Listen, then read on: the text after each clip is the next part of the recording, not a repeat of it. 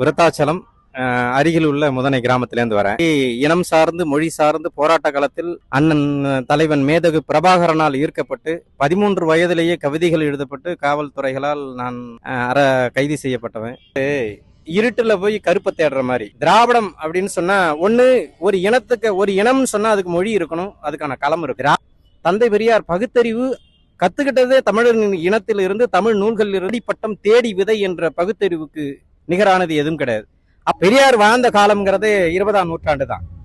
ஆனா எம்மொழி தோன்றியது, தொல்காப்பியம் தோன்றியது கிட்டத்தட்ட ஒரு 2000 நூற்றாண்டு ஆண்டுகளுக்கு முற்பட்டது. அண்ணா வணக்கம். நீங்க என்ன ஊர்ல இருந்து வந்துறீங்க? உங்க பேர் என்ன? உங்க சுயவிவரம்? தமிழ்நாடு கடலூர் மாவட்டம் விருத்தாச்சலம் அருகில் உள்ள முதனை கிராமத்திலேருந்து வரேன். இது எப்படி உங்களுக்கு தனிப்பட்ட அழைப்பு வந்துச்சா இல்ல கட்சி அழைப்பு ஏற்று வந்திருக்கீங்களா? இது உலகம் தோன்றி மனிதன் பேசப்பட்ட முதல் மொழி. முதல்ல இறைவனால் பேசப்பட்ட மொழி, அப்புறம் மனிதன் பேசப்பட்ட மொழி. அந்த மூத்த மொழியில மொழி சார்ந்து இனமா நான் பிறந்ததுனால இது எங்க இந்த கூட்டம் நடந்தாலும் நான் போற வழக்கம் இருக்கு. நீங்க நாம் தமிழர் கட்சியில எவ்வளவு நாளா பயணிக்கிறீங்க? எந்த விஷயங்கள் உங்களை ஈர்த்த விஷயங்கள் கொஞ்சம்? நாம் தமிழர் கட்சி தொடங்கப்படுறதுக்கு முன்னாடி ஒரு 10 ஆண்டுகளுக்கு முன்னாடியே இனம் சார்ந்து மொழி சார்ந்து போராட்ட காலத்தில் அண்ணன் தலைவன் மேதகு பிரபாகரனால் ஈர்க்கப்பட்டு 13 வயதிலேயே கவிதைகள் எழுதப்பட்டு காவல்துறைகளால் நான் கைது செய்யப்பட்டவன். 1997 இருந்து இதுல மொழி ஈடுபாடா தமிழ் இனம் துப்புள் கொடி உறவு இலங்கையில் அடிபடுகின்ற போது அது மனசால் பாதிக்கப்பட்டு அதில் விடுபடாமல் நான் அதில் பயணிச்சிட்டு இருக்கேன். இந்த தமிழ் இனம் அழியறதையும் மொழி அழியறதையும் காப்பாற்றுவதற்காக கிடைத்த தலைவனை நாம் இழந்துவிடக் கூடாது என்பதற்காக பயணித்த நேரத்தில் கடைசி கட்டத்தில் இழந்தோம். அந்த நேரத்தில் அந்த இனத்துக்கும் மொழிக்கும் மேதகு பிரபாகரன் என்ற தலைவனுக்கு பிறகு கிடைத்த மிகப்பெரிய ஆற்றல் மிகு தமிழ் தலைவன் அது என்றால் அண்ணன் சீமான் கிடைத்தார். அவர்தான் இந்த இனத்துக்கும் மொழிக்கும் முழுமையான போராட்ட களத்தில் குதித்தார். அதனாலேயே இன்னைக்கு அவருக்கு பின்னால் இருக்கின்ற தமிழ் இனம் தமிழ் மொழி சார்ந்த மக்கள் போராட்ட காலத்தில் மிக நம்பிக்கையோடு எழுச்சியோடு ஒரு 35 லட்சம் மக்கள் இருக்கிறார்கள். ஆனால் இந்த 2026 சட்டமன்ற தேர்தலுக்கு பிறகு குறைந்தபட்சம் ஒரு 75 லட்சத்திலிருந்து 1 கோடி வாக்காளர்கள் பின்னாடி பயணிப்பார்கள். இது முதன்மையான கட்சியாக நாம் தமிழர் உருவெடுக்கும். ஆட்சியில் அமர்ந்தாலும் ஆச்சரியப்படுவதற்கு இல்லை.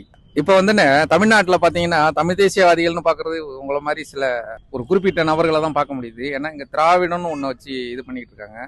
இது எப்படி தமிழ்நாட்டுல திராவிடம் தமிழ் தேசியம் அப்படிங்கிற 2 போட்டி தான் இருக்குன்னு சீமான் சொல்றாரு. இதை நீங்க பத்தி என்ன நினைக்கிறீங்க?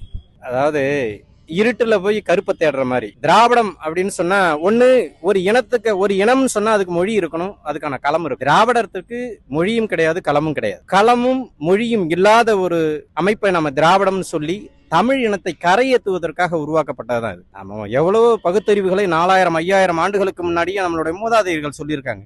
5 விளையாதது 50 விளையமா அவை பாட்டியின் பகுத்தறிவுக்கு நிகரானது எதுவும் கிடையாது. உடம்பார் அழியின் உயிரார் அழிவர் திருமூலருடைய பகுத்தறிவுக்கு நிகரானது எதுவும் கிடையாது. ஆடிப்பட்டம் தேடி விதை என்ற பகுத்தறிவுக்கு நிகரானது எதுவும் கிடையாது. அப்படி பகுத்தறிவின் முன்னோடியாக தமிழர்கள் விளங்கிய போது தந்தை பெரியார் பகுத்தறிவு கத்துக்கிட்டதே தமிழர் இனத்தில் இருந்து தமிழ் நூல்களில் இருந்து தமிழுடைய முன்னோடிகள்ல இருந்து தான் தந்தை பெரியாரை கத்துக் கொண்டிருக்காரு ஒஞ்சி பகுத்தறிவு அவருக்கு எங்களுக்கு கத்துக் கொடுத்துடல. அப்படிப்பட்ட ஒரு தமிழ் இனத்தை இழிவுபடுத்தும் போது நாம் திராவிடம் என்பது நம்மளை அழிக்க வந்தது தானே தவிர நம்ம ஆக்கப்பூர்வமா உருவாக்குறதுக்கு அல்ல.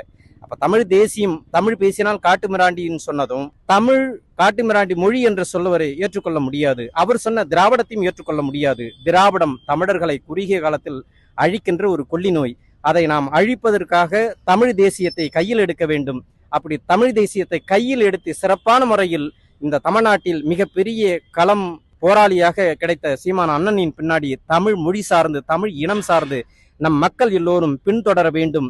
மீண்டும் தமிழர்கள் முதன்மையான குடி என்பதும் முதன்மையான மொழி என்பதும் இறைவன் பேசிய மொழி என்பதும் நாம் நிரூபிக்கும் காலம் வந்துவிட்டது. இந்த காலத்தை விட்டுவிட்டால் இதற்கு பிறகு நம்மால் எழ முடியாது.